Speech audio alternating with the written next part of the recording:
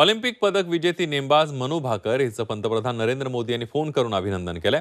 ऑलिम्पिकमध्ये नेमबाजीमध्ये पदक मिळवणारी मनू भाकर ही पहिली भारतीय महिला स्पर्धक ठरली आहे. त्यामुळे तिचं यश आणखी वैशिष्ट्यपूर्ण असून तिनं देशाचा मान वाढवला असल्याचं मोदींनी म्हटलेलं आहे. मनू नमस्ते, खूब खूब अभिनंदन, आपको बहुत बहुत बधाई.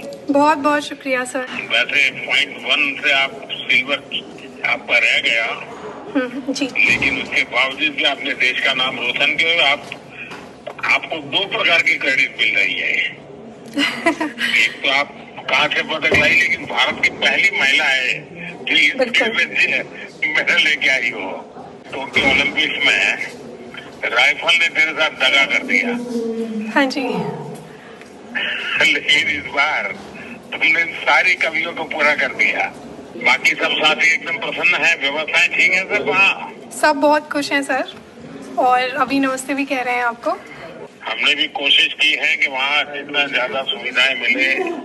सारे प्रयास सफल रहे आपके, मुझे लगता है सब बिजी आप है. लोगों की मेहनत रंग लाने वाली है. चलिए, मेरी तरफ से बहुत बहुत आशीर्वाद है. बहुत बहुत शुक्रिया sir. Thank you. Thank you.